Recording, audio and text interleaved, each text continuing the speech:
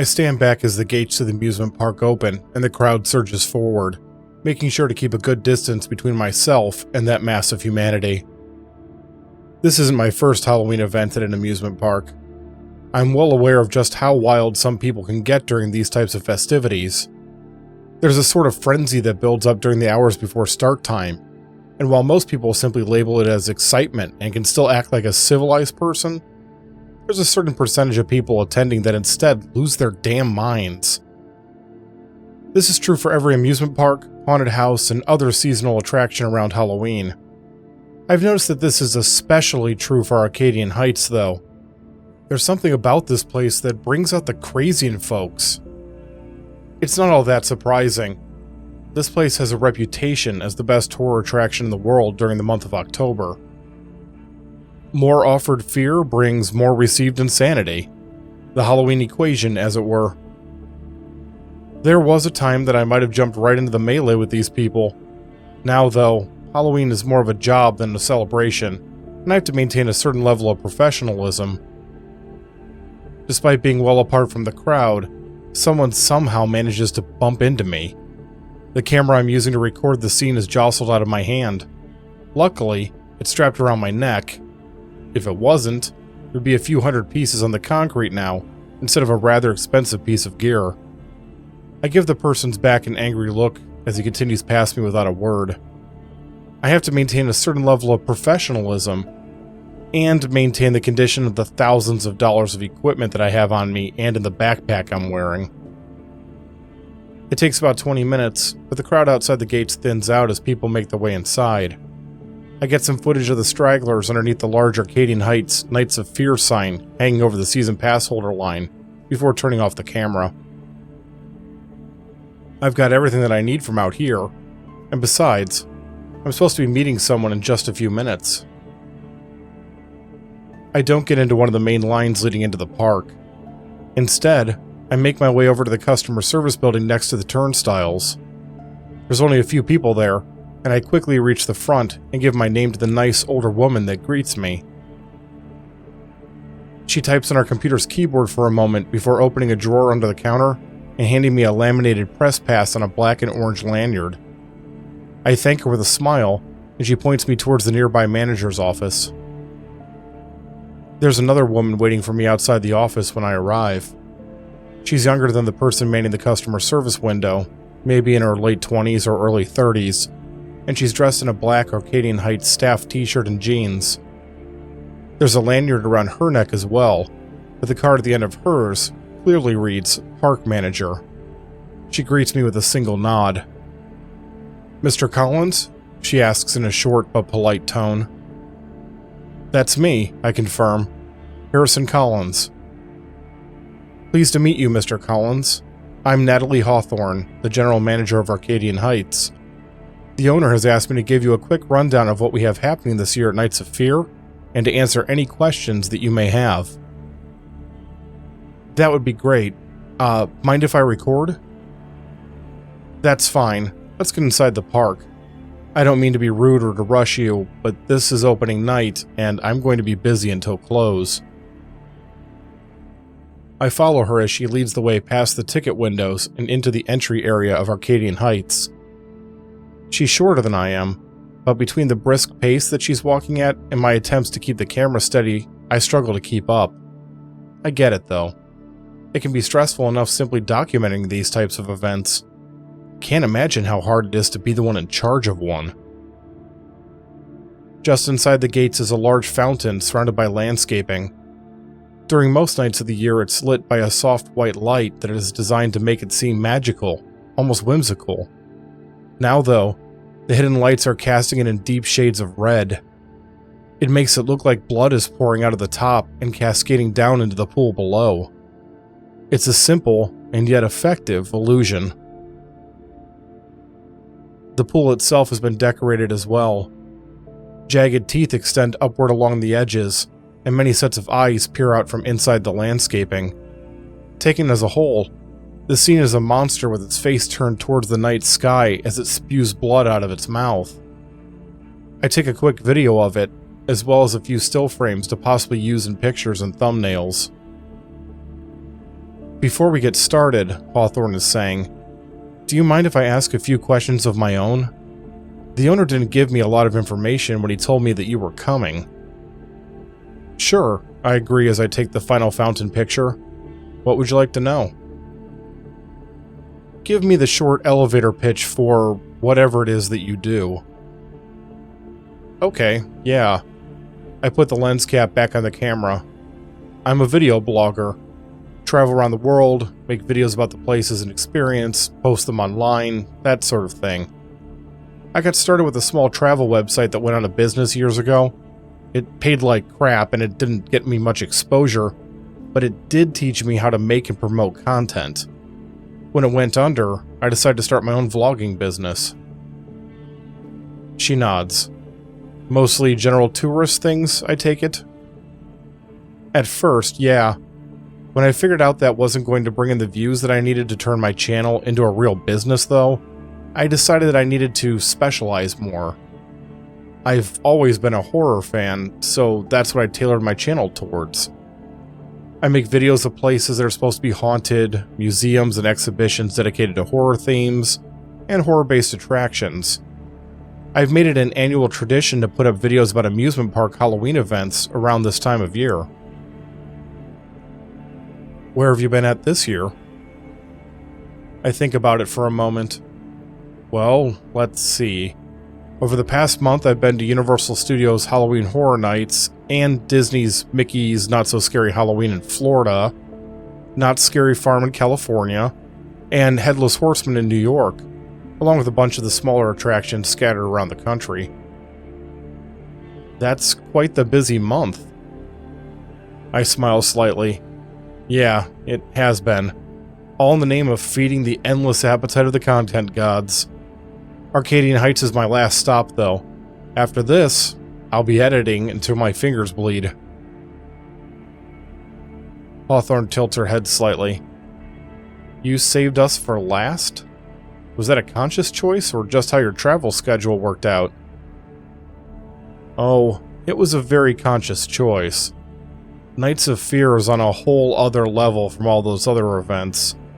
It's a case of saving the best for last. I watch her out of the corner of my eye as I say the words. Her general demeanor has been a bit chilly towards me so far, but the flattery has the intended effect, and I see her face soften. While it's not much, it's definitely noticeable. We do our hardest to provide the very best Halloween entertainment, she says, clearly trying to sound modest, but not pulling it off very well. I'm sure that you are a big part of pulling that off, I reply. Managing all of this must be a logistical nightmare. It takes a hell of a person to keep all of this on track. Hawthorne smiles at me for the first time. It's certainly not easy. Well then, let's get to the tour, shall we? Here it is, the moment of truth. It's time to see if my acting skills are up to the task. I smile back at her and shake my head. You know what? I don't need a tour, I tell her, keeping my voice pleasant. I mean, I really appreciate the offer, but like you just said, keeping all of this running smoothly isn't easy.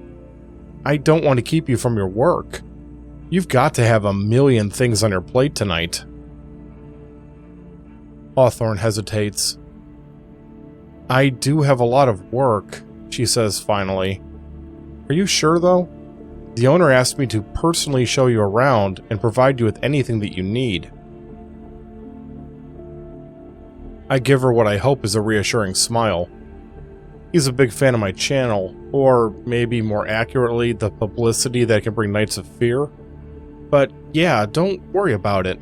I've been here before, so I know my way around. I'll just do my usual thing and then be on my way. Hawthorne seems to relax. Alright, thank you, I appreciate that. No problem. I pause for just a split second. Can I ask you for one favor before I go? What's that? I was hoping that I could get some backstage footage of one of the haunted house attractions. You know, show people the work that goes on behind the scenes while they're experiencing the attraction. Do you think that would be okay? She watches me for a long moment. I try to keep my outward expression casual, like it's just a normal question that I'm asking and that it's no big deal. But inside, I'm begging for her to grant my request. This whole thing falls apart if I can't get her to agree. I was told to provide you with whatever you need, Hawthorne says slowly. I suppose that I can allow you backstage at one attraction. Just one, though.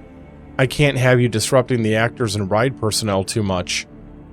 How about the Bloodloom house? I pretend to think about her suggestion. That does look like a pretty amazing house, I tell her. I'm not sure how well it would play with my audience, though. At least not for a backstage video. I was kind of thinking of maybe Night Blight Playhouse? There's not much to see there, Hawthorne informs me. That house doesn't use scare actors, just animatronics, so the backstage area is mostly for maintenance. That's actually a good thing for me. It gives me some room to set up my tripod and get some shots without being in anyone's way. Besides, I heard that Night Blight Playhouse is using some of the old puppets from the park's old Nightlight Playhouse. You wouldn't believe how many views nostalgic things like that bring in. Alright, Night Blight Playhouse it is. I'll get word to the staff at the entrance. I need to make sure that Hawthorne doesn't second-guess herself, or, worse, think to call the park's owner to get clarification on what I am and am not allowed to do. If she makes that call, she's going to find out that he has absolutely no idea who I am. I've used a bit of technological trickery to pose as him, using the same sort of program that telemarketers do to hide the real number they're calling from. I need to keep the charade up for as long as possible. One last thing, I say. I'm going to be making an intro for the video, and I'd love it if I could get you to stand in front of the fountain there and do the park announcement portion. Me? Hawthorne asks, blinking in surprise. It's just... Well, I hope that you don't mind me saying this, but there's a presence about you that really intrigues me. I think it will intrigue my viewers, too. What do you mean, a presence? I can't quite put my finger on it. There's just something about you that exudes this combination of beauty and strength. She actually blushes. Oh, I see. What do you need me to do? Just stand next to the fountain, put up one hand as if you're presenting it, and say, "Welcome to Arcadian Heights, Nights of Fear." It would really be a huge help. Well, of course, if it really helps that much. I keep a smile off of my face as she walks over to the red fountain. There's one thing that is almost always guaranteed to get someone on your side, it's flattery. Men, women, or anyone else, it doesn't matter. Everyone loves to be told how amazing they are. I set up the shot as quickly as possible without making her think that I'm rushing. She has to believe that I'm legitimately interested in using her in the video. If I play this right, this is what she'll be thinking about when she's back in her office, and not the fact that she had given me permission to roam around the employees-only sections of one of the haunted houses. It only takes a few minutes to create the clip. When I'm finished, I praise Hawthorne for how great she looked and how natural she sounded. Truth be told, she was mediocre at best, but of course, I couldn't tell her that. She takes a business card and pen out of her pocket, writes down her personal email address on the back of the card, and hands it to me with a request to send her a link to the posted video when it goes live. With that, she takes her leave. Packing my camera and tripod into my backpack, I head deeper into Arcadian Heights. Night Blight Playhouse is located at the far end of the park. With these crowds, it's going to take a bit to get there. Less than 5 minutes into my walk, I enter the first fright zone. Different amusement parks call these types of areas different things, but all of them are the same at the most basic level. Themed sections of the parks where actors dressed in costumes jump out and scare passerbyers. The sign signaling the start of the Fright Zone announces it as Dead Man's Wharf. It's themed to look like a ship graveyard, and the various actors are made up to look like undead pirates. A few of them jump out at me as I continue on, but I just ignore them and keep moving. Years of experiencing countless places like this has desensitized me to them. When I emerge from the Fright Zone, I'm in a section of the park dedicated to a variety of different food and beverage stands. Making a quick decision, I take a momentary detour to one of the carts. Although this is outside the Fright Zone itself, this area is still themed with the same decor. I order a drink made by mixing various fruit juices and rum. I had planned on going straight to Night Blight Playhouse. The closer that I'm getting to it, though, the more nervous I'm becoming. A little alcohol is just what the doctor ordered for that. Not too much, though. I toss the empty cup into a nearby trash can.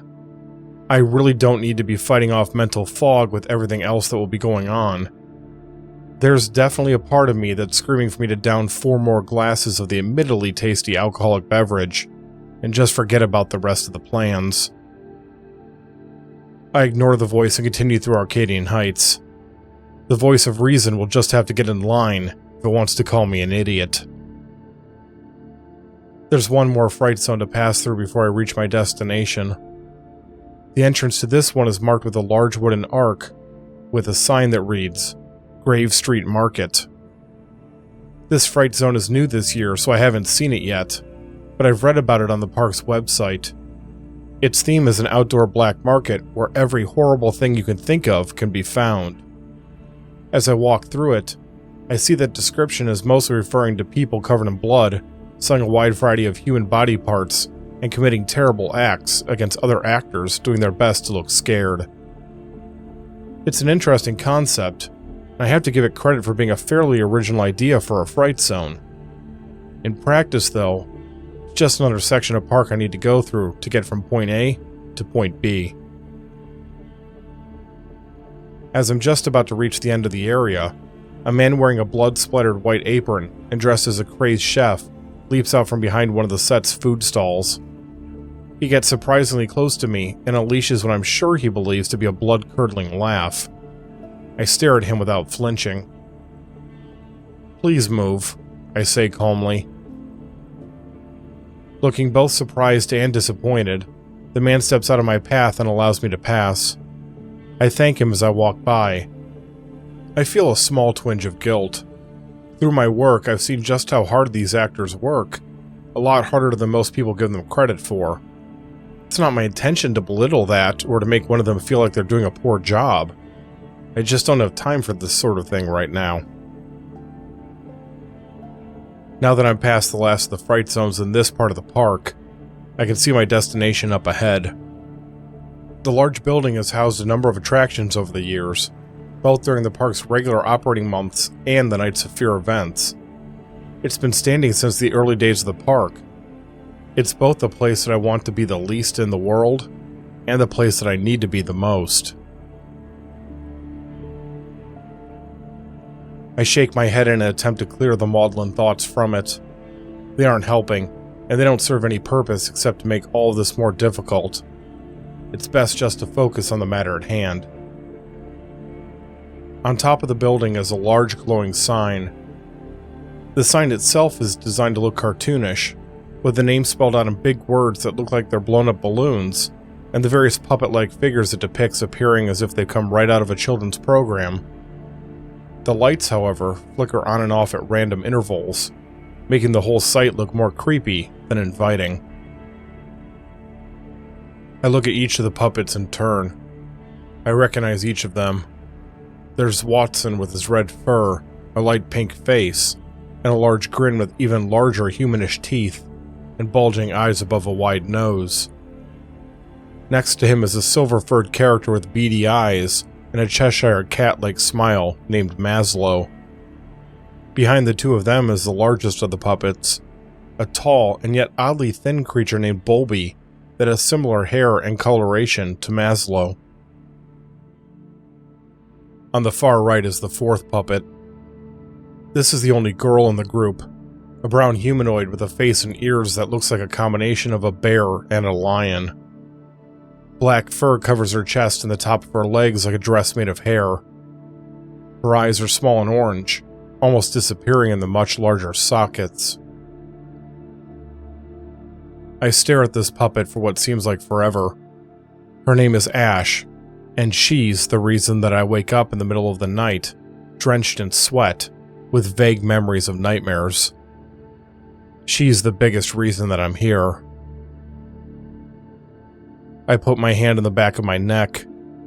A cold sweat has started to form on it. My heart is beating faster in my chest.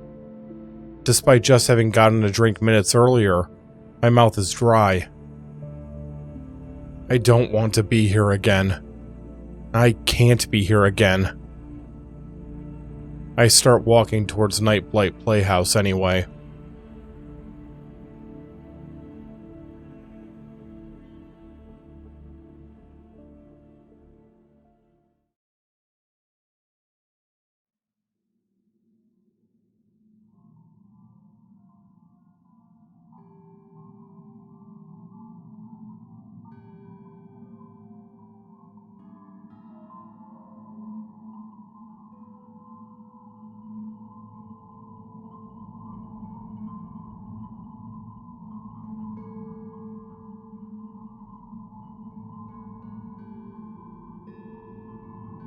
There's a long line leading up to the attraction as I approach.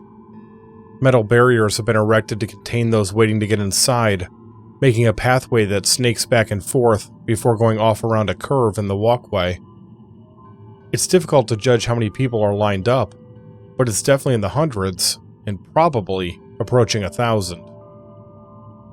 I feel a lot of eyes on me as I go around the barriers and up to a staff member standing next to the building's door. He stares at me with a sour expression on his face as I come nearer. I get the feeling that he's had a lot of people throwing a lot of complaints at him already tonight.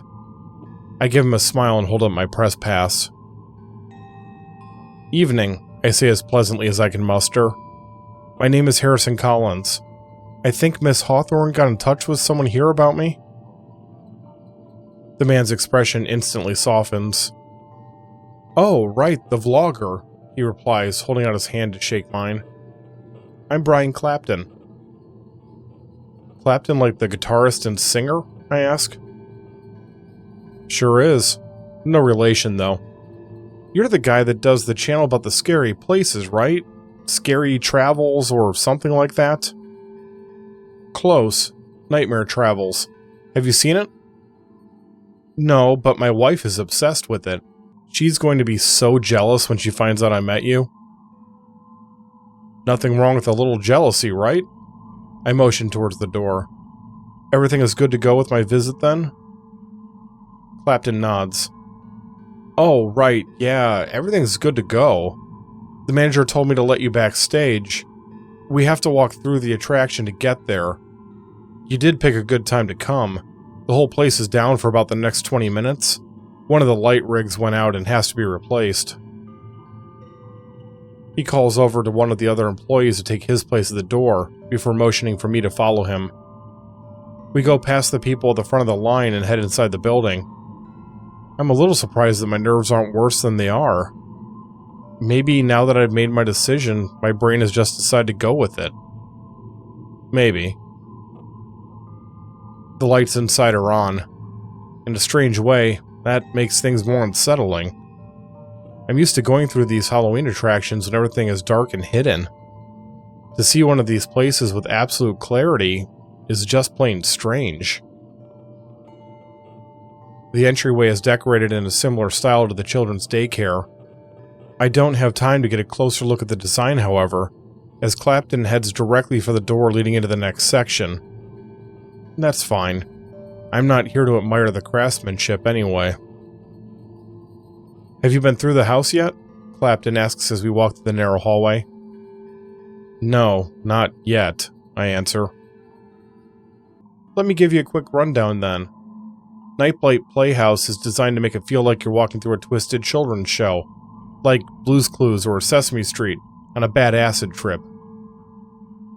I'm fairly sure those shows are already like a bad acid trip. He grunts in amusement. True enough. This building used to be home to a kiddie ride called the Nightlight Playhouse. A lot of the old props were found recently, so the higher-ups thought it would be a cool idea to use them to make the horror attraction, trying to get ticket sales from people old enough to remember the original ride. I nod. Judging by that line outside, it looks like it's working. You have no idea. I've been working here for 6 years, and I've never seen a house get lines like this one. They had to add more barriers just to keep the line under control. We emerge into a large open area. This room is decorated to look like a classroom. A dozen or so desks are lined up in front of a chalkboard. I involuntarily freeze as I see the puppet standing on the far side of the desks. It's Watson. His bulging eyes look even more unhinged than they did on his drawing on the sign outside. The toothy grin on his face makes a cold shudder run down my spine. That there is Watson, Clapton tells me unnecessarily. You have to come back when everything is running. We put the puppet over an animatronic to let it move around without a puppeteer. The animatronic is on this track that stretches across the length of the room. It comes running at guests while waving its arms and laughs. It's a really effective scare. I don't reply. I'm too busy examining every inch of Watson. It's difficult to tell for sure from this distance, but something is off about him. That's not the original puppet, is it? I ask finally. No, it's not, Clapton confirms, looking at me in surprise. How can you tell? The fur. It's a little more red than the originals. Well, you've got a good eye on you. We were going to use the original puppets, but they're pretty old, and we weren't going to be able to get them onto the animatronic bodies without ruining them. They wouldn't have let you, I mumble. Sorry, what was that? I asked where the originals are, I lie. They're down in the basement storage. There's a whole bunch of tunnels under this part of the park. The original owner was inspired by the ones installed by Walt Disney in the 60s and 70s. Legend has it that there was a rivalry between the two of them. Kind of an anything you can do, I can do better thing, you know? I force myself to ask, can I see them? Clapton shrugs. You'll have to ask Miss Hawthorne about that. There's a hatch that leads down to the corridors backstage, but I don't have the key for it. I glanced back at the fake Watson. Everything that I had read had stated that the original puppets had been brought back for the attraction. This is a complication that I really don't need. I don't have any choice except to improvise. I had hoped to stay on script for as long as possible. Clapton is already on the move. We go through 2 other rooms, but now that I know that the puppets aren't authentic, I don't stop to look at them. I'm only interested in the real deal. We arrive at a black wall and he stops walking. At first I can't see why we've come to a halt, but after looking at the wall closer, I can just make out the outline of a door. I can barely see it with the lights on. It must be completely indistinguishable from the wall around it when they're out. He produces a set of keys from his pocket and carefully inserts one of them into the small hole in the door. He turns it, and there's an audible click as the lock releases. The door swings open a few inches. Using the tips of his fingers, he opens it all the way. Welcome to backstage, he says as we leave the main area of the attraction and enter a narrow hallway. There really isn't much back here, as you can see. I'm not sure how interesting your viewers are going to find it. They eat this kind of stuff up, I assure him. Whatever you say. You're the professional. Do you mind if I step back outside for a few minutes? That crowd is getting a little rowdy, and I just want to make sure that everything is okay. Yeah, absolutely. Take as much time as you need. I'll just be recording. Cool, thanks. Oh, careful down at the end of the hall. We've got some parts stored there in case the ride goes down. You know, like it has now. Will do. I watch as he goes back out into the attraction. I mentally count to 10 before going over the door and shutting it, making sure that the latch catches as I do so. The door is basically a glorified piece of plywood on hinges, so it's not going to slow down anyone that's determined to get in for more than a minute or two. Not to mention that Clapton has the key. Still, any delay to anyone that might interrupt me is a good thing. Clapton said something about there being a hatch. I hurry down the hallway, keeping my eyes open for anything that fits that description. I've barely started when the lights overhead dim significantly, and loud noises come from the other side of the wall, separating me and the main attraction area. I swear as I pick up the pace. Whatever issue that had led to the house closure has been fixed, and it's back up and running. There, in a small alcove is a wooden hatch with a metal handle.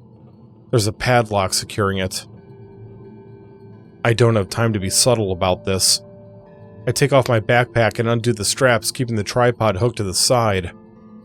It's significantly heavier than the one that I typically use. I wouldn't have been able to get standard tools through security, so I brought along recording equipment that I can use in ways not intended by the manufacturer.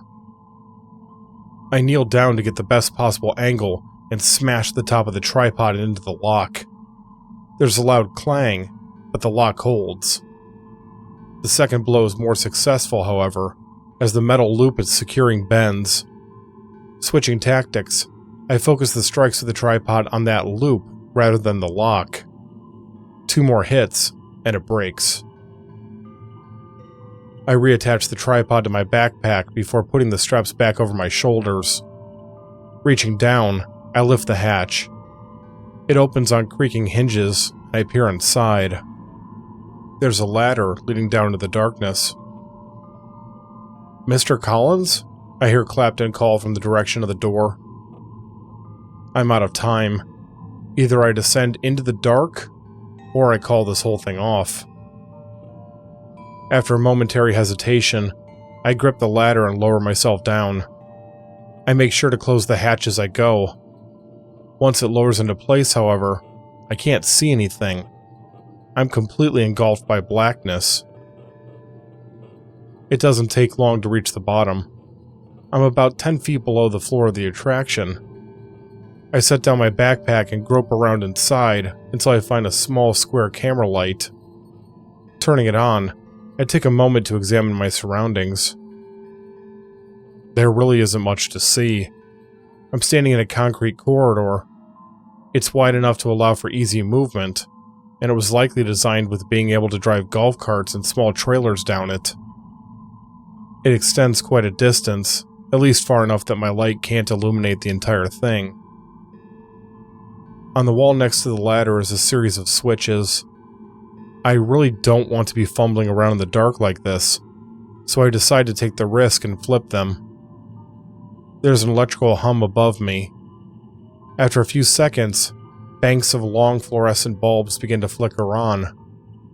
Many of the bulbs are dead, but enough of them are working for me to be able to put away my own light. I put it into my pocket instead of returning it to my backpack. I want it close at hand, just in case. The hallway is even longer than I thought.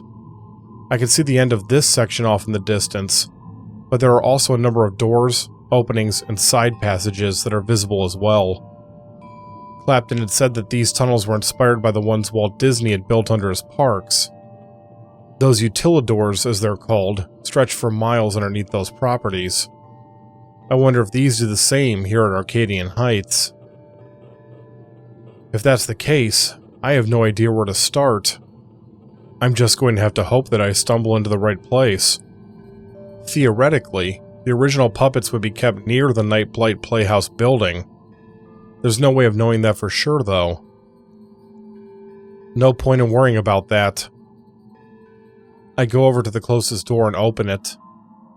Inside are stacks of wood and paint cans. Everything is arranged neatly for easy access. I leave the door open as a reminder that I've already checked this room. I proceed to the next one and do the same thing when I find nothing but metal racks, the kind that restaurant kitchens use. I repeat this process for at least 20 minutes. I come up empty each time. When I reach the first intersection, I head down the hallway to the left. I'm using the old maze-solving technique. Follow one wall at all times to make sure that you don't get lost. Besides, it's not like any direction is wrong when I have no idea where I'm going in the first place. My pulse quickens. Unlike the ones in the first hallway, these doors are marked. Each label lists the attraction it's associated with, as well as a general idea of what's inside. The one closest to me is marked Phantom Predator Replacement Car Panels. I move on, reading each label in turn as I go. I stop in front of the fourth door. A cold chill runs down my spine, and my mouth goes dry. I have this strange feeling of my mind being separate from my body that I can't explain better than that. The door is marked Night Blight Playhouse, Maslo's room. I immediately flash back to the room the label is referring to. When I was a kid and the Nightlight Playhouse attraction still existed, it was a dark ride for children that storyline-wise featured the 4 puppet characters, each reading a different bedtime story to the riders. The car would move from room to room, with the individual rooms being decorated to be one of the puppets' bedrooms. The first of these rooms was Maslo's. He was about 5 feet tall, humanoid in shape like all 4 puppets, but with silver hair covering his body. His eyes were small and beady, and a large toothy grin stretched from ear to ear. I think his face was supposed to look silly in the same way that a clown's is. In practice, the smile and overall demeanor made him look psychotic. The shadows and moonlight effects in his room hadn't helped. I learned years later that it only took one person to operate the large puppet. There was an entire rig system inside that allowed the puppeteer to control everything from the body to the facial movements.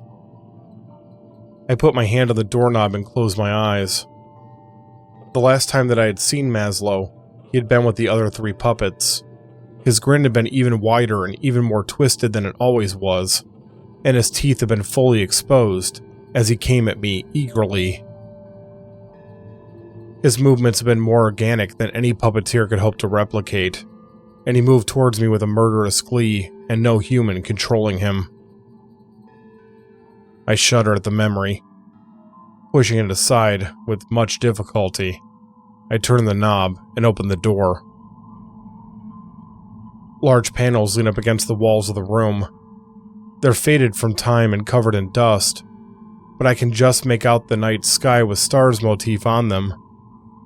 Shelves with everything from metal lamps to plastic tubing create a path that leads deeper into the room. I slowly make my way through the gaps. As I do so, I remove the lens cap from my camera.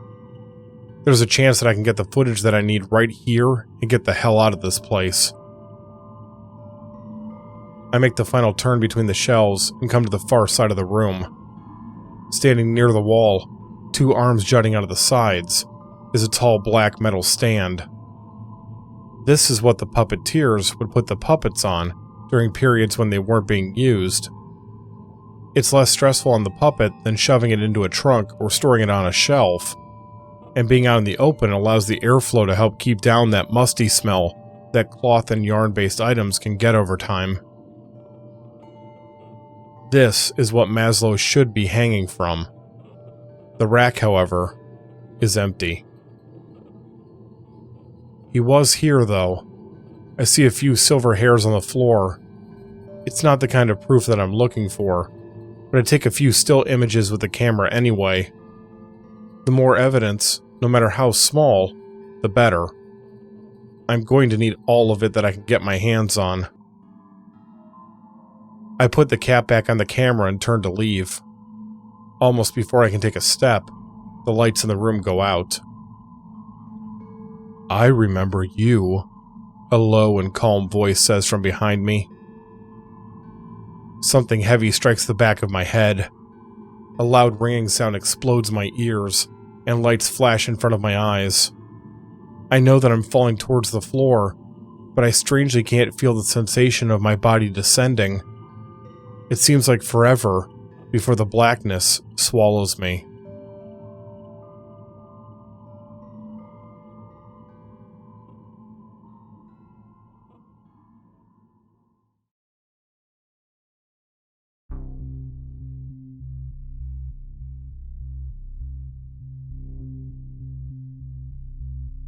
Haley didn't want to be on that stupid ride with me. She was 12 after all, and the Nightlight Playhouse ride was meant for younger kids. I had loved it though, and that August afternoon she had agreed to take me on it so that my father could find my mother something to drink and a shady place to sit. That had been in the early days of Mom's cancer, when she was still able to get out of the house, but she tired easily. We had waited in line for over 20 minutes. I was practically vibrating with excitement by the time it was our turn to climb into one of the two-person cars. I remember the burst of cool air as we went through the black curtain and into the attraction. Each of the rooms was designed so that only one car would pass through them at a time. The car would stop for a minute in front of each of the puppets so that it could read a short bedtime story to the passengers. It would then head off through another series of curtains into the next room, where the process would be repeated. First came Watson, then Bulby, then Maslo. We went through these rooms without incident. When we came to Ash's bedroom set, however, something was different. I had ridden that ride at least a dozen times since the age of 3, and I knew immediately that something was off. The lights were dimmer, and the Ash puppet wasn't in her usual place in the small chair next to the bed. I remember Haley looked uncomfortable as well. The car rumbled to a halt. Ash's voice could be heard reading her book over the speakers even though she wasn't present.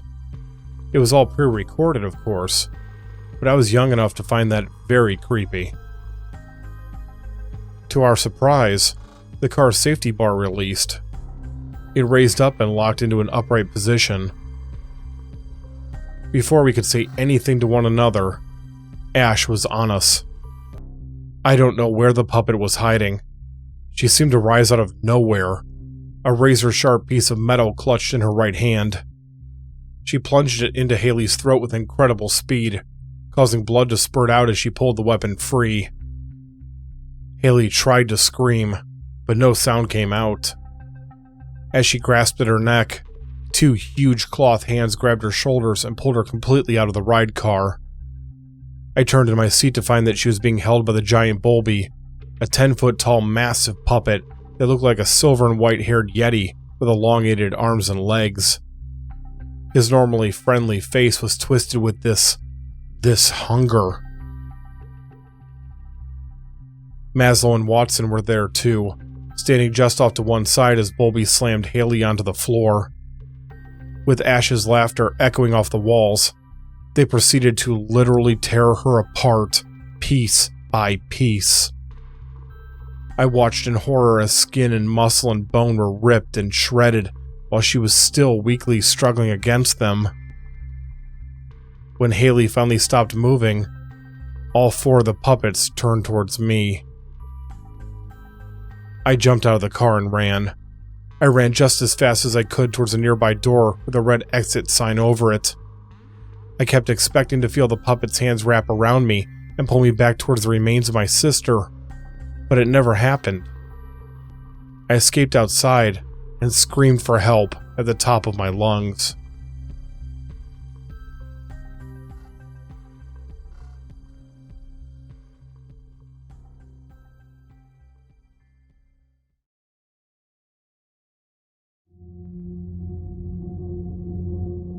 Consciousness doesn't return to me easily. There are a few moments where I almost achieve it, my mind swimming so close to the light that I can feel it on me. Each time, I'm dragged back down to the dark to be swallowed up by it once again. When I finally break through the surface, I immediately regret it. The light is too bright, and even after I close my eyes, it burns through the lids. There's a dull ache in the back of my head that throbs in time with my pulse. I try to moan, but something keeps my mouth closed, and all that comes out is a muffled humming noise. "He's awake," a voice says from somewhere to my right. It's the same voice that I had heard behind me before I had been struck. I turn my head towards it. Standing a few feet away from me is Maslo. The puppet's silver fur stands out in every direction. His shoulders are hunched forward, and his glass eyes are staring at me with an unnerving intensity. The grin on his face is wide and predatory. I know that he's shorter than I am by almost a foot.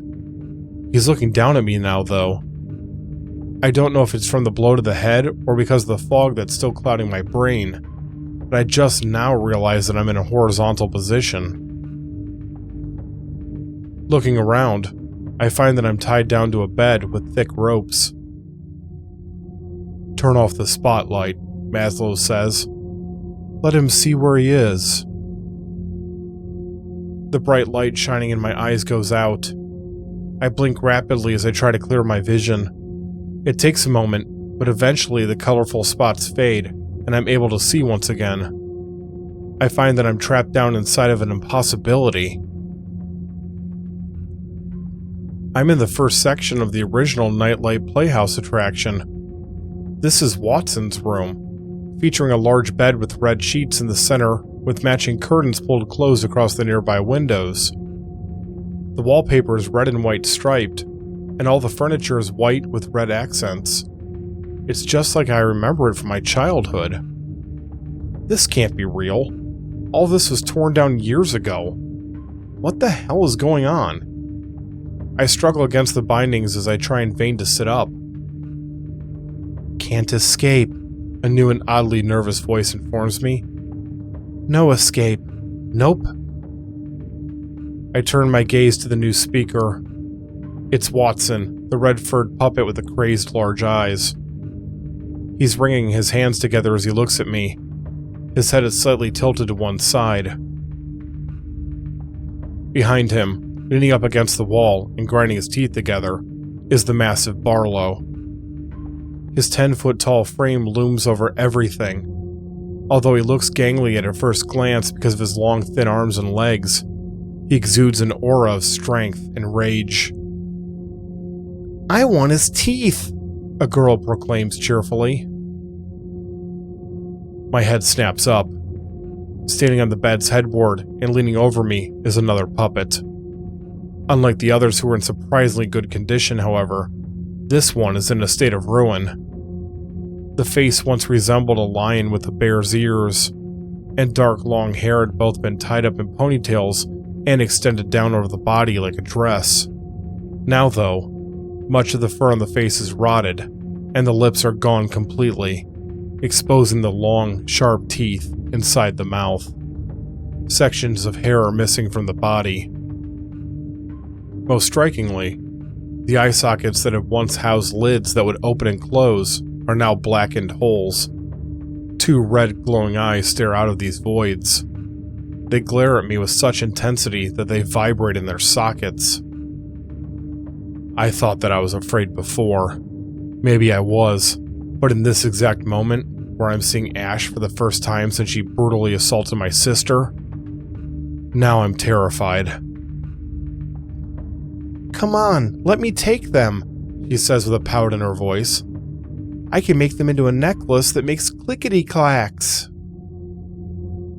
Ash begins to reach one paw down towards my face. "Stop that," Maslo snaps at her. "You know the rules. Watson won the right to go first." "Won the game," Watson agrees. "Get to go first. He plays my game." "Yes, he does." Maslo turns his attention back to me. "Watson here may not seem like much at first glance, but he's our resident genius. I'm sure he's got something special cooked up for you. Watson nods emphatically and smiles. Make it out of his room, and you get to move to the next, Maslo tells me. Get through all 4 rooms, and you get out alive. Simple enough, right? There's a loud click of a breaker switch being flipped, and all the lights go out. Once again, I'm surrounded by darkness. I keep expecting something to happen, but everything is silent. After what seems like an eternity, but is probably only a few minutes, the lights come back on, and I'm alone in the room. I'm also able to move again. I sit up and find that the ropes are gone. Reaching up, I touch a finger to my mouth and find that the reason I can't open it is because it's been taped over. Gripping one end, I tear it off. I gasp in shock. Removing the tape was far more painful than it should have been. I look down at the black strip in my hand. Small shiny points are sticking out of it. Jesus, the bastards had stapled it to me.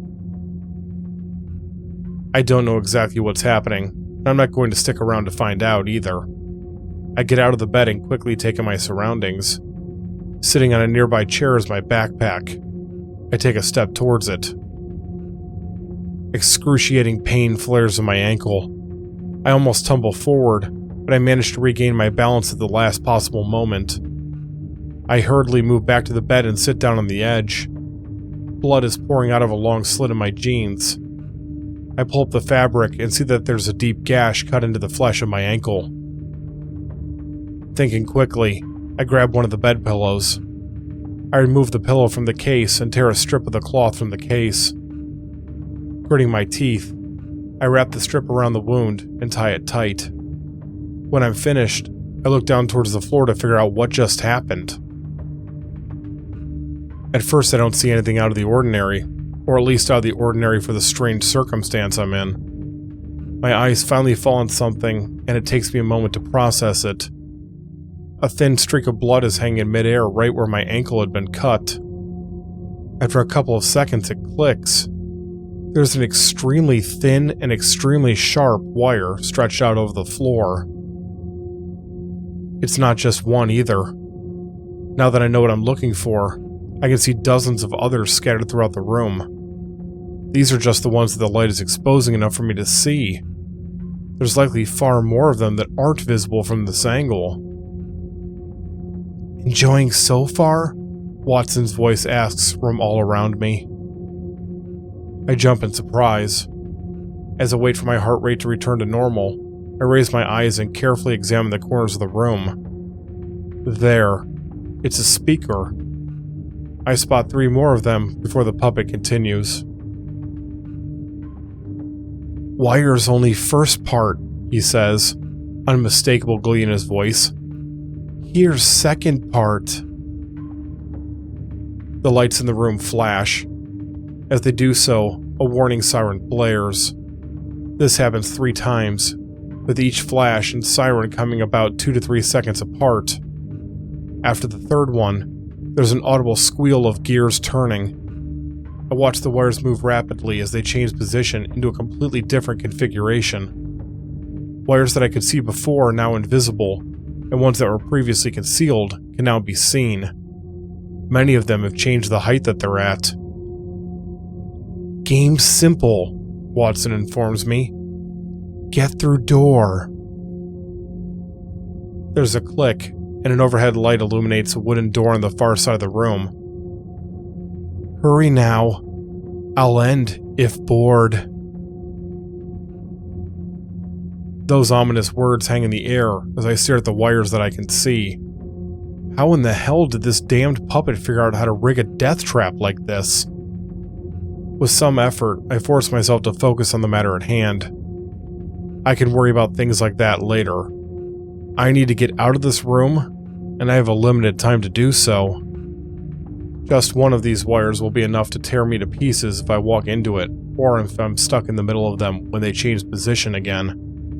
I have to get through them if I'm going to get to the other side of the room, though. There has to be a way. My eyes fall on the chair that my backpack is sitting on. Despite the complex reconfiguration of wires, it's still standing without so much as a scratch on it. The bed is in one piece as well. None of the other furniture is showing any damage. The floor is lava, I mutter to myself. Watson must have rigged the machinery to not cut through the pieces of furniture with the wires. He's created a much more lethal version of the children's game, The Floor is Lava. In that game, you have to make it from one point in a room to another, but you have to do so without touching the floor. If you do, you're eliminated. Haley and I used to love to play that game. It's not exactly the same, though. Technically, I can step onto the floor. I just have to make sure that I don't touch a wire as I'm doing so. The closest piece of furniture to the bed is the chair with my backpack. Even if I thought that I could make that jump, which I'm sure that I can't, odds are the backpack would keep me from being able to land on it without tipping it over. I would fall into the wires, and that would be it. I lean out over the side of the bed and get as good of a look at the floor between it and the chair as I can. If I'm judging the distance correctly, I need to take 2 steps before I reach it. I can grab the backpack after taking the first one, and get to the side of the chair with the second. From there, I can climb on top of the seat and figure out my next move. I grit my teeth. No point in putting this off. Being careful to make sure that both of my feet touch the floor between wires, I get out of the bed. The moment that I touch the carpet, the lights flash, and the siren is sounded again. I swear violently. Either Watson is watching and choosing the worst possible moment to start the wire reconfiguration, or there are motion or pressure sensors on the floor. I take the first step. The next flash and siren combination goes off, meaning that I only have seconds before the wires slice me to pieces. I reach forward and snatch the backpack off the chair before taking the second step. As I do so, I can feel one of the cords press up against my pant leg. That was way too close. There's the third signal. Unable to play it safe, I practically throw myself onto the chair and stand as upright as possible in the center of the seat, with my backpack clutched against my chest. The gears squeal, and the wires throw light in every direction as they rotate and settle into new positions. One of them comes so close that it just barely scrapes my left elbow before lowering down towards the floor. It's not enough to make me bleed, but it does remove a thin layer of skin. Once I'm sure that the machinery has come to a halt, I force myself to relax before leaning out slightly over the side of the chair to get a better look. The door is still too far away to both reach and open in one wire cycle. I'm going to have to break up the distance. Up against the wall, and roughly half the distance between the chair and the door, is a dresser. Like all of the furniture in the room, it's oversized. I'm going to have to cross the distance between here and there, then climb on top of it before the wires shift, all without slicing off my knees in the process. Despite the dire situation, I choke out a harsh laugh. It all sounds so simple. I sling the backpack over my shoulders. I'm pretty sure that I can see a path through the wires that leads to the dresser. Pretty sure. There's a small stretch towards the end that isn't as well lit as the rest of it, and I can't be sure that there aren't some cords hidden in the shadows. I remember that I have a small light on me and start to reach into my pocket for it. As I do so, however, there's a loud crack as one of the chair legs starts to break. I'm out of time. I lower myself down off the chair and onto the carpet. The lights immediately begin to flash, and the siren sounds as I move forward as quickly as I dare. A wire that I don't see cuts through my jeans and into my leg. I yell out in pain, but force myself to keep going. I feel warm blood running down my skin as I keep going. The third alarm is just about to go off as I reach the dresser. I find that there's a whole different problem that I hadn't considered. The piece of furniture is even larger than it had looked from across the room. It's too tall for me to pull myself up onto. I reach down and pull the bottom drawer open. The right half of it cuts away with surprising ease as it encounters a group of wires. The left half makes it far enough out that I'm able to use it as a foothold. I step onto it and push myself upward as I grip the edge of the dresser top. Somehow, I manage to scramble up and onto it just before the mechanism adjusts the wires once again. I lay flat on the dresser until the mechanical whirring stops. Cautiously, I get onto my hands and knees. There are no other pieces of furniture between me and the door. I have to get over to it, open the door, and get to the doorway before the wires get me. Maybe there's a way to make that easier. I unhook the tripod from my backpack and carefully extend one of the legs out as far as it can go. I might be able to use the rubber tip to turn the handle and open the door before making a run for it. That will save a lot of time. The tripod leg is just about to touch the handle when all the lights in the room go red. There's a loud buzzer sound as the wires shoot up towards the ceiling before arcing right towards me. The metal tripod is split into hundreds of pieces as the cords pass through it like it's nothing. I drop the end that I'm holding and close my eyes as I press myself down against the dresser top. When nothing happens, I slowly open my eyes. The wires have stopped less than an inch from my body. The red light makes them look particularly wicked. "No cheating," Watson states firmly through the speakers. The wires retract back down to the floor level, and the lights return to normal. I can feel myself shaking. It takes quite a while for me to calm down enough to get back onto my hands and knees. I almost hit my chin on the dresser as my hands slide out from under me. Catching myself, I wipe my sweat-covered fingers on my shirt. God damn it, keep it together. Concentrate on what you're doing. You can fall apart when you escape this nightmare. This part coming up is the trickiest part. Without waiting long enough for the thousands of things that could go wrong to invade my thoughts, I carefully lower myself down off the side of the dresser. I manage to get my feet onto the floor without landing on any wires, but the now familiar lights and sirens immediately go off. Keeping my eyes glued to the ground, I hurry through the maze of cords and make it to the door just as the final sequence of alarms triggers. I throw open the door and fling myself through the opening as the wires start to rise. I barely make it in time. I slam the door shut and fall to my knees as my entire body shakes violently. Something on the ground catches my eye, and I reach down to pick it up with one trembling hand. It's thin and rubbery.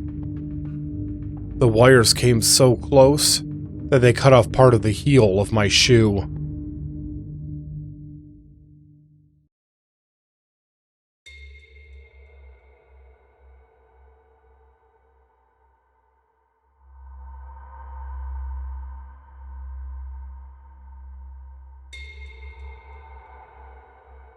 I'm now in a narrow hallway. The walls, ceiling, and floor are all painted black. The only source of light is a single bulb hanging above the door at the end of the short corridor. I give myself a long moment to collect myself and breathe deeply. In the moment, I was able to function in that nightmare bedroom, but now that I'm past it and the adrenaline is wearing off, I feel like I'm going to fall apart. I'm shaking again. It feels like my body temperature has severely dropped. This was stupid. All of this was so goddamn stupid. I shouldn't be here. Hell, I shouldn't be anywhere near Arcadian Heights. It was such hubris to think that I could just waltz right in and get proof of what happened to Haley all those years ago. I had tried to justify to my mind that I was doing this not just for her, but for the other kids that had gone missing over the years. Maybe I could even stop more children from being killed. I put my face in my hands. I'm not just stupid. I'm stupid and I have some screwed up hero complex. That's pretty fucking laughable given how little prompting I needed to abandon my own sister. I'm no hero. I'm just someone who makes bad choice after bad choice without ever thinking about the consequences. I put the backpack onto the floor and open it.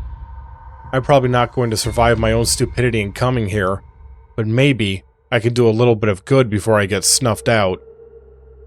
Taking a small black pouch out of the inner pocket, I untie the strings and remove a small square camera. It's an action camera, the kind of camera that's designed to be used to record, well, action sequences. Running, climbing, riding a motorcycle, kayaking down a wild river. It's durable as hell and handles motion well. I don't use it often, but it's perfect for what I need now. I open the metal loop connecting the lanyard around my neck to my laminated press pass. Sliding the pass off, I hook the camera onto it instead. I adjust it slightly before turning it on and pressing the record button. Now everything that I'm facing towards will be recorded, albeit at an awkward angle. Even if I don't make it out, there will be some record of what happens to me. It's a very real possibility that the puppets will destroy the camera. If they don't, though, maybe someone will find it somewhere down the line. I decide to leave the backpack on the floor. There's nothing in there that can help me, so it's only going to encumber me. I'm abandoning thousands of dollars worth of camera equipment, but it's worth it if it gives me a better chance of survival. I have to force myself to walk over to the door on the other side of the hallway. The only choice is to go through it. I can't go back into Watson's room, and there's no third option. No other doors, no windows. There's not even an air vent that I can see.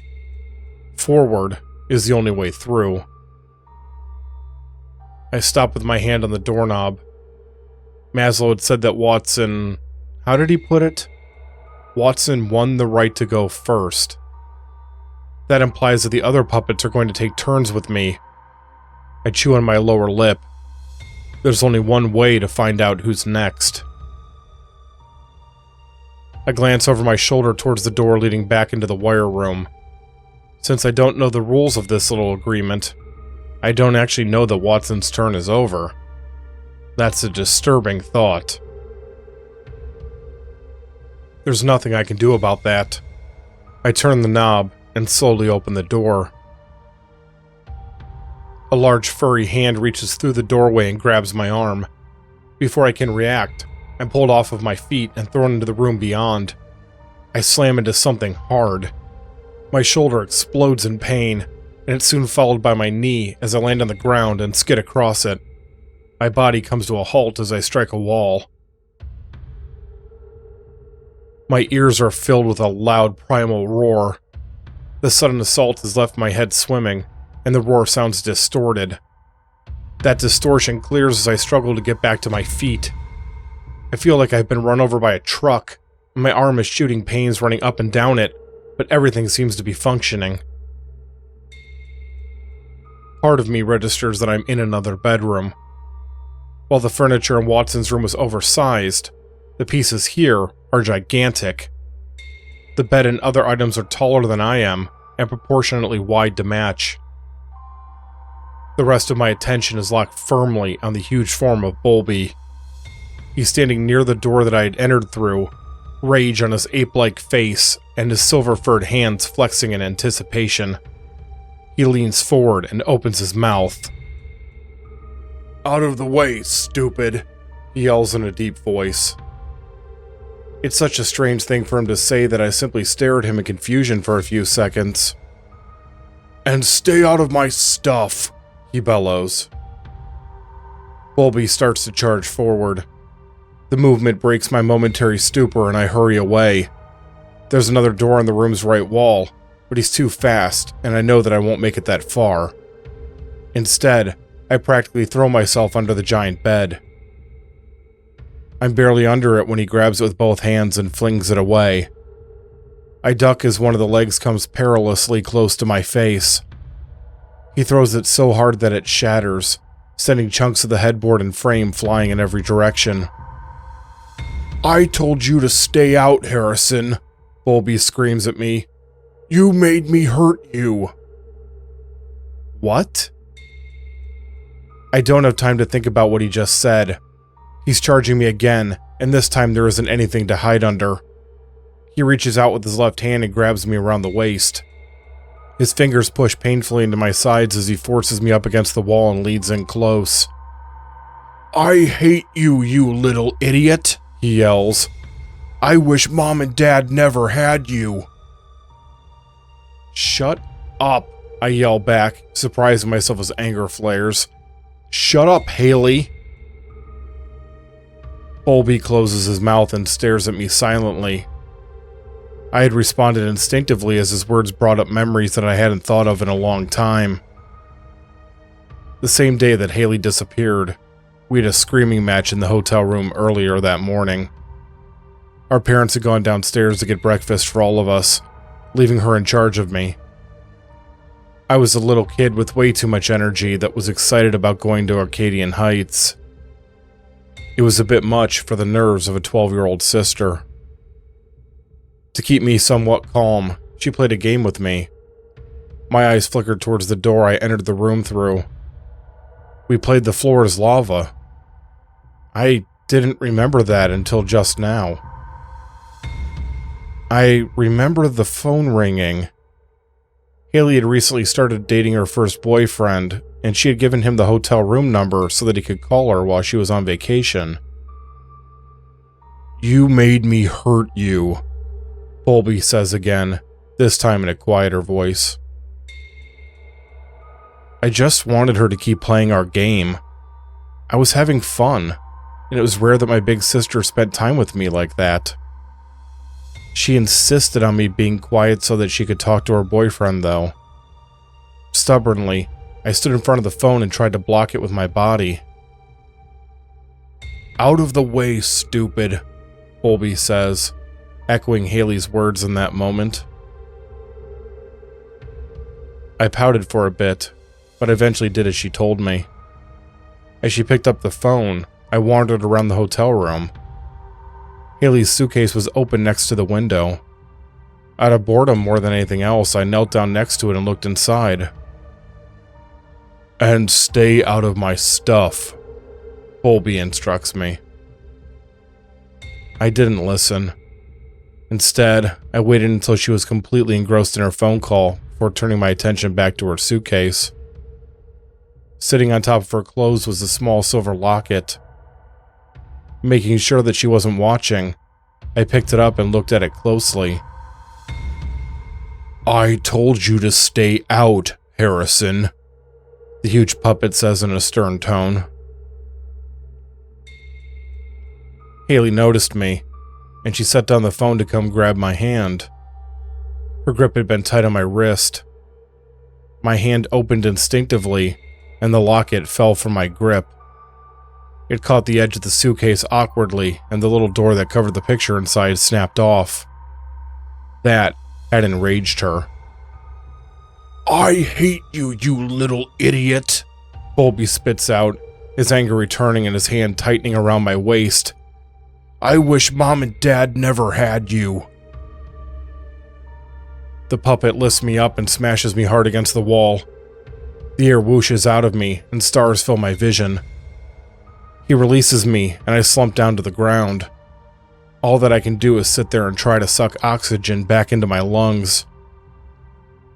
"You made me hurt you," he says, the anger now replaced by what sounds almost like fear.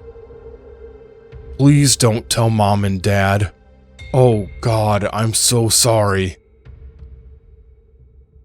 Haley knelt over me as she looked me over. In her anger, she had shoved me into the wooden stand the television was sitting on. My head had smacked against the piece of furniture. As the shock of my sister's moment of violence wore off, I started to cry out, both in pain and in horrible surprise. "Harry, I'm so sorry," Bulby says in a panic. "Please don't cry. Look, it's not even bleeding. There's a little bump, but it's not bleeding. Please stop crying. I'll do anything. I'll take you on the Nightlight Playhouse ride today. Does that sound good?" I blink as the memory fully returns. I'd forgotten that. I remembered Haley agreeing to take me on the ride as being my father's request, and he did ask her to do that, but she had agreed to it before then so that I wouldn't get her in trouble. I watch as Bulby makes his way to the opposite side of the room. He leans up against the wall and slides down into a sitting position. Holding his legs up, he wraps his arms around them and assumes a fetal position. After a moment, there's a loud click, and the door leading into the next area opens slowly. My first effort to get to my feet fails. Everything is sore, and my muscles don't want to cooperate. I do manage to get myself upright in the second attempt, though, and I limp over to the open door. Glancing back over my shoulder at Bulby with a feeling of both confusion and, strangely, sympathy, I leave the bedroom.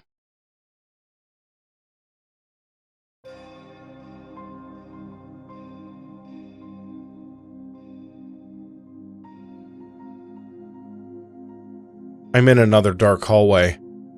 Once again, the only source of light is above the door at the far end. I close the door to Bulby's room and step away from it before leaning up against the wall. Every breath is hurting, and my sides are throbbing. I think Bulby broke some ribs. They're at least severely bruised.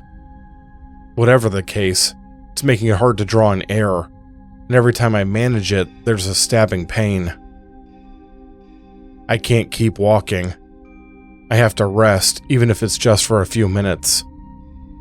Resting my head on the wall, I close my eyes. "You're almost there," a voice says. My eyes snap open as my head turns towards the speaker. At the end of the black hall, standing in the now open doorway and his head tilted slightly to one side, is Maslo. The silver-furred puppet stares at me for a moment before motioning towards me with its chin. "Looks like Bulby did a number on you," he comments. I don't have the energy to answer him. I don't have the strength to do much of anything, really. I don't even feel afraid, just drained. "I was going to ask if you figured it all out yet, but I see that I don't have to. I think you understand why your sister died that day all those years ago, or at least you're starting to." Maslo takes a pair of steps towards me before stopping again. "Allow me to fill in the gaps that you may be missing. The reason your sister is dead is because of you." "Bullshit," I managed to mutter. He smiles. "Oh, maybe she didn't die at your own two hands, but it's because of you that she got torn to itty-bitty pieces that day. The four of us, well, it's difficult to explain, but the short version is that we're very much in tune to how children feel. That's kind of our purpose, isn't it? To make children feel a certain way. How can we do that properly if we don't know what they're going through?" I'm completely confused. Whether it's the difficulty breathing or he's just not making much sense, I'm not getting what he's trying to tell me. "This place," Maslo continues, "this Arcadian Heights. It's a special place, Harrison. A dark place, a twisted place, but a special place. It does so many things for so many of us. It can even give life to the lifeless, as you can see." He holds out his arms as if to demonstrate his point.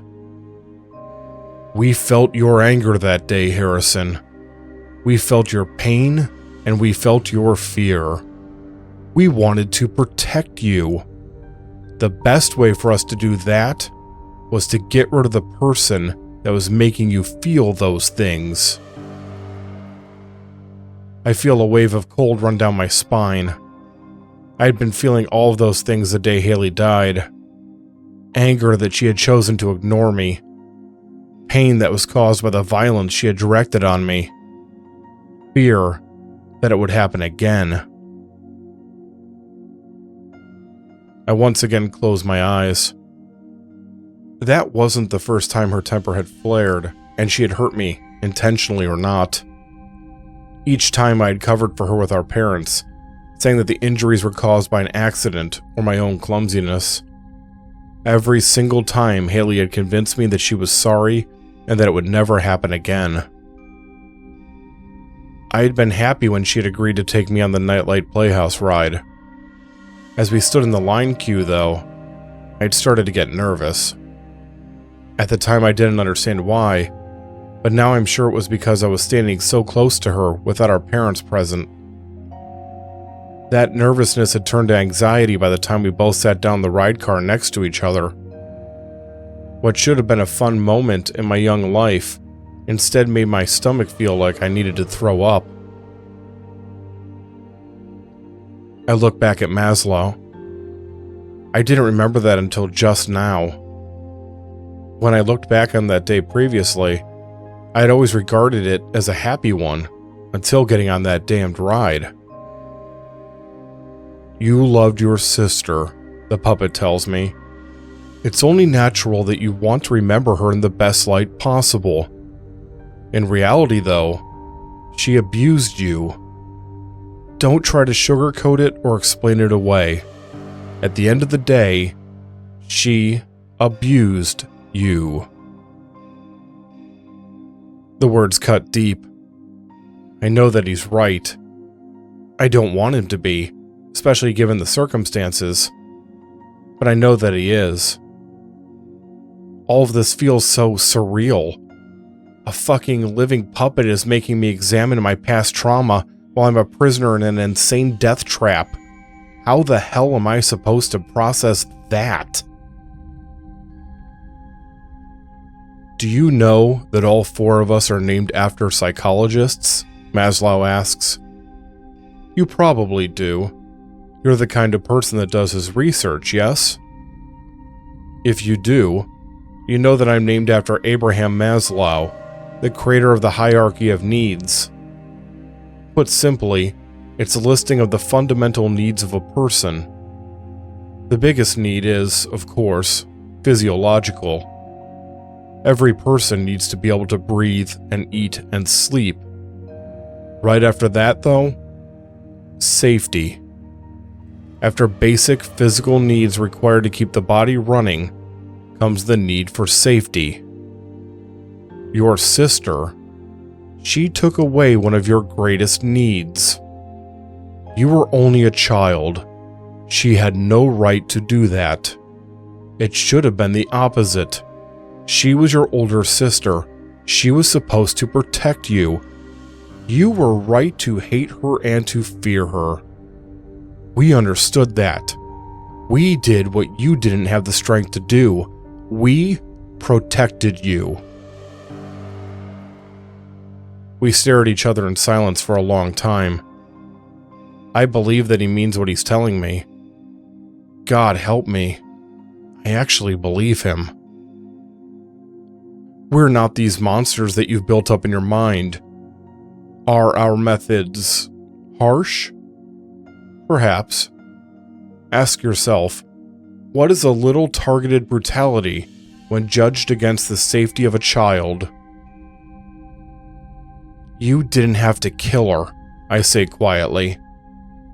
No, you didn't have to kill her, Maslo counters. We did, however. We don't tolerate abuse no matter where it comes from. It's all about keeping the children safe. I narrow my eyes and force myself to stand upright. And now you're what, going to say that you want to help me again? I ask, not bothering to keep the doubt out of my voice. Maslo smiles as he looks up at me. Something has changed in his expression. Slowly, he shakes his head. Oh no, Harrison. I'm not telling you that at all, he says as his smile turns vicious. I said that we protect children. You are no longer a child. There's a flash of metal in the dim light as he reveals the knife that he's holding. The blade is short, but it looks sharp, and I'm certain that he can do a lot of damage with it very quickly. He takes another step forward. I wonder what kind of pain you brought to people in your life, Maslo ponders. Who would I be keeping safe by ending you? Everyone scares someone, even if they don't realize they're doing it. He raises the knife and points it towards me. I clench my jaw. I doubt that I'll be able to fight him off in the condition I'm in, but I don't have any choice but to try. Still a little defiance left in you, huh? Maslo says. You're going to need it. He lowers the knife. Not for me, though. All of us have our little quirks. Things that we enjoy when it comes to playing with guests. Me? I like to watch. Maslo steps off to one side. I watch him distrustfully. He can't be letting me go. He must be up to something. Well, go on, he prompts. Move along. Only one section left to get through. You don't want to leave her waiting. Now I understand. He actually is letting me past him. It's not because he's showing mercy, but instead because Ash is the final puppet I have to get past, and he knows she's the one that I'm afraid of the most. He wants to see me suffer. That's what all this has been about, this little trip down memory lane. He's been opening old wounds just to watch them bleed. He's weaponized my own memories to hurt me. It's manipulative and sadistic. Worse, it's effective. I limp my way past him, trying to push the pain caused by my memories out of my mind. I don't want to give him the satisfaction of seeing my discomfort. He's already gotten enough from me. Maslo watches silently as I step through the doorway. His grin grows even wider as I look back. The last I see of him is a little wave he gives as I close the door.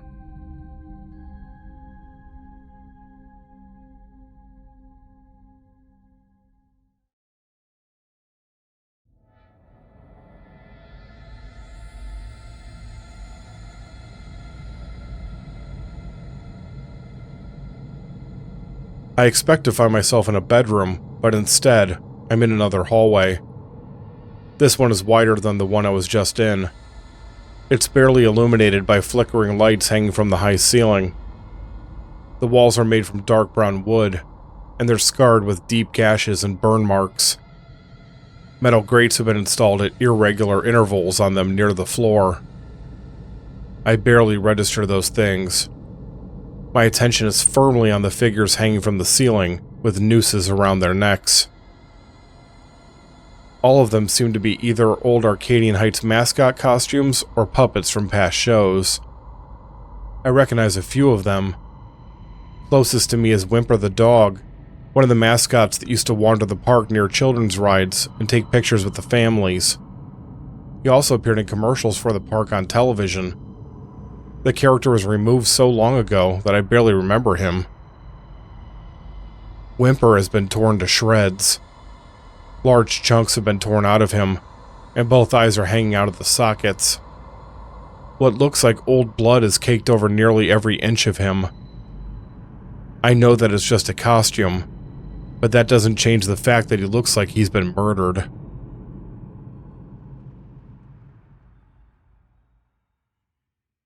Do you like my collection? A happy girl's voice asks. I spin around in a circle, but I can't see Ash. I know that she's in here somewhere with me, but she's the smallest of the puppets, and I can't find her hiding spot. Her voice echoes off the walls, making it impossible to figure out where it's coming from. The four of us aren't the only ones that have come to life, Ash says. All the others just weren't any fun, though. They had to go. There are a dozen of the costumes and puppets hanging from the ceiling.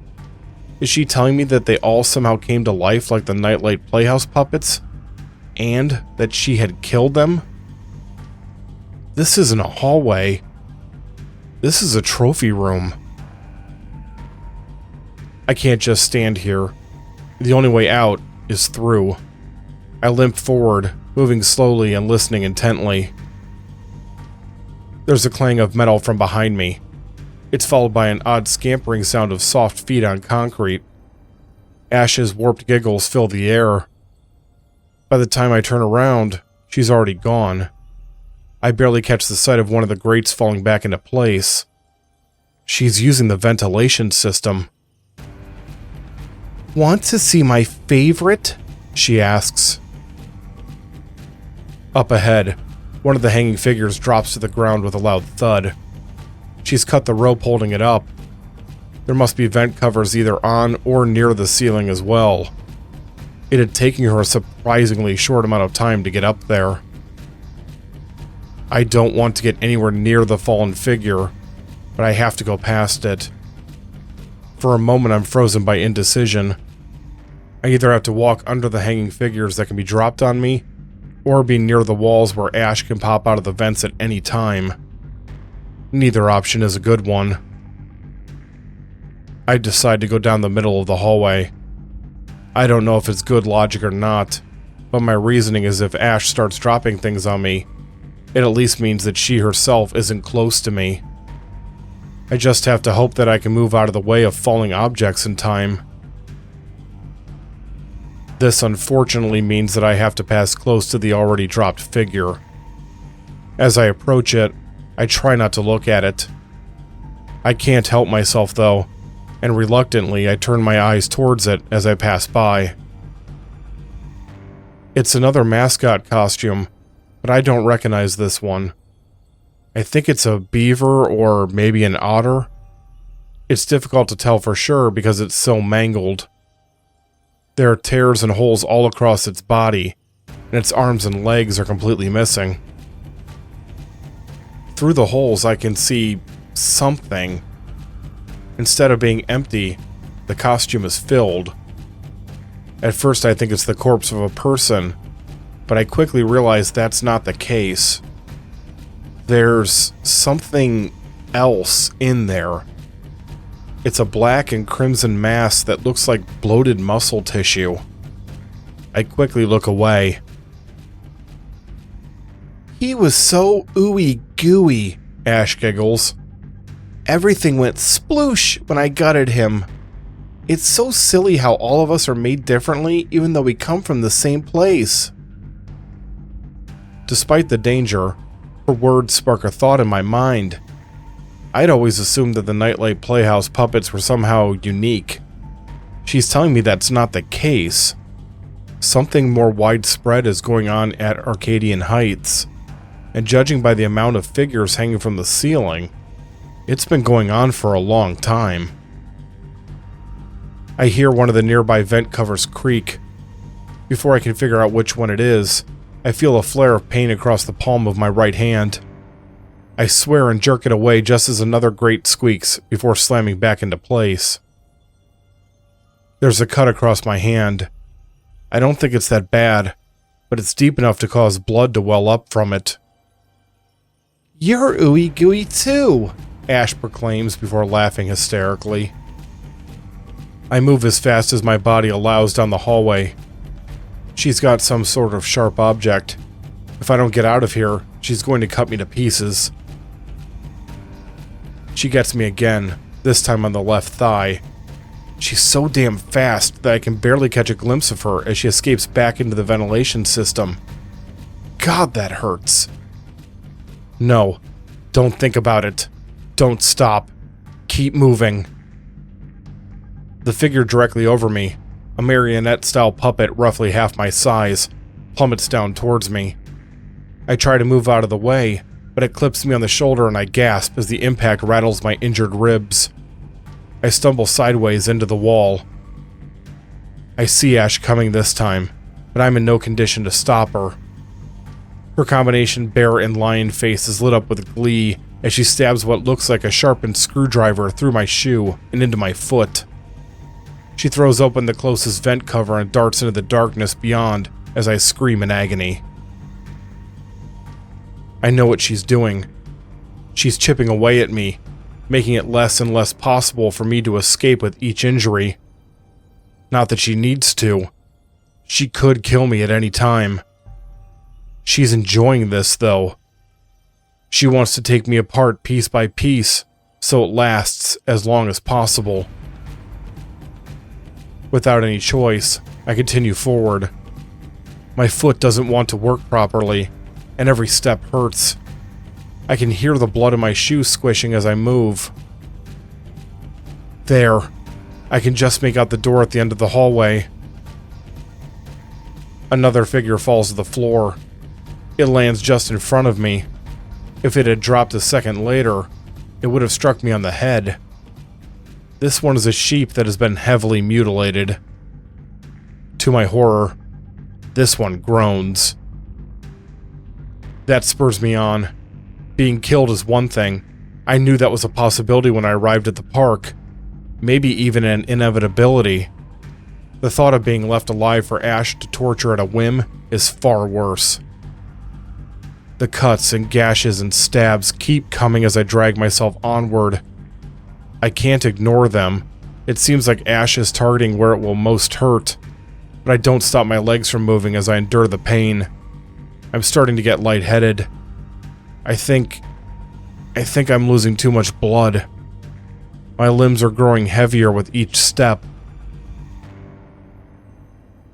I'm almost at the door now. I know what's coming. Ash can't let me leave. We're at the point where she's going to stop toying with me and go for the kill. I know it's coming. I also know that there's almost nothing I can do about it. I've only got one trick up my sleeve. It isn't much of one. I don't know if it will work even if the stars align and I can pull it off. In front of me, the final vent cover on my left flies open.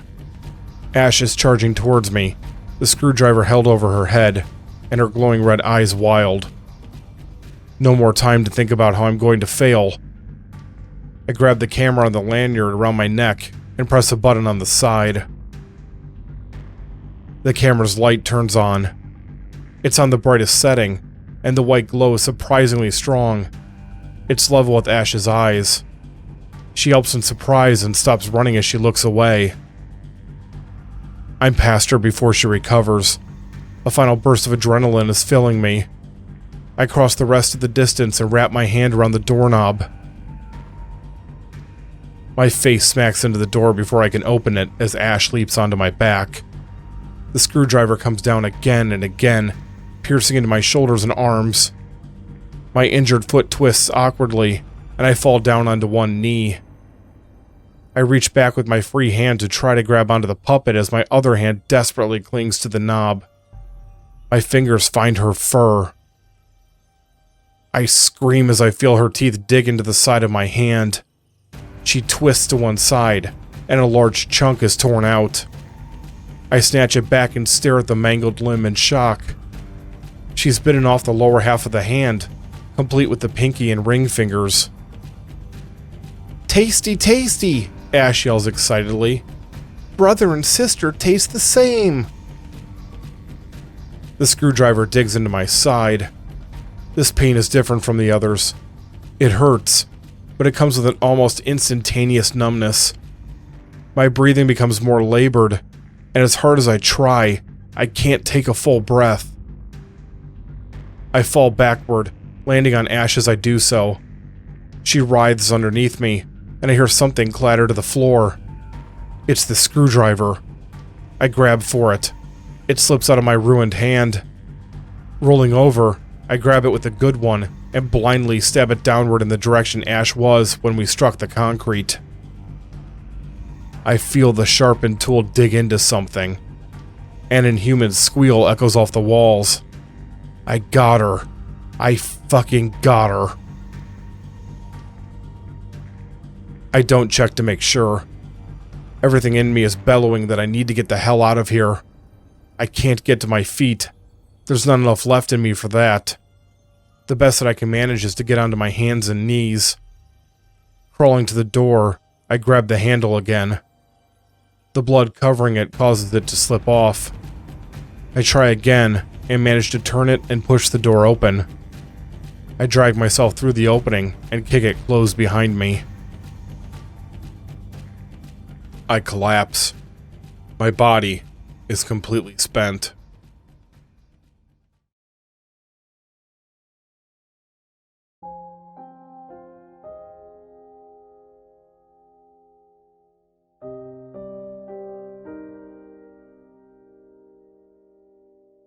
I'm going to die here. There's no doubt that I'm going to. A strange thought creeps into my mind. This seems so anticlimactic.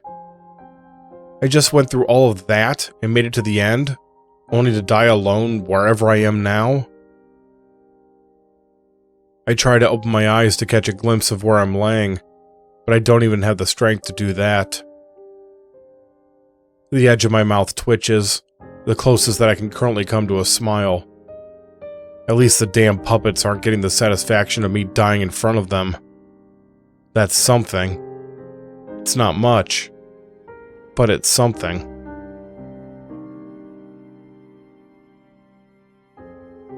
I feel something touch the side of my face.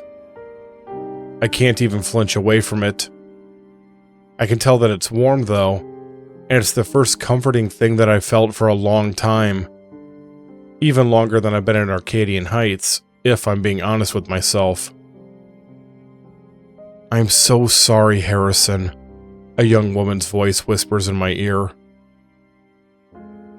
My body is suddenly moving. I'm no longer on the ground. It feels like I'm floating through the air. At the same time, I can feel myself slipping towards unconsciousness. There's the sound of a door opening. The silence is broken, and now I hear the sounds of the amusement park all around me. I can feel hard concrete underneath me. My face is touched by the warm sensation once again. It's a goodbye. The warmth is gone, and she's gone. Just before I slip into darkness, I hear a different voice, faint, say, "Somebody get a doctor."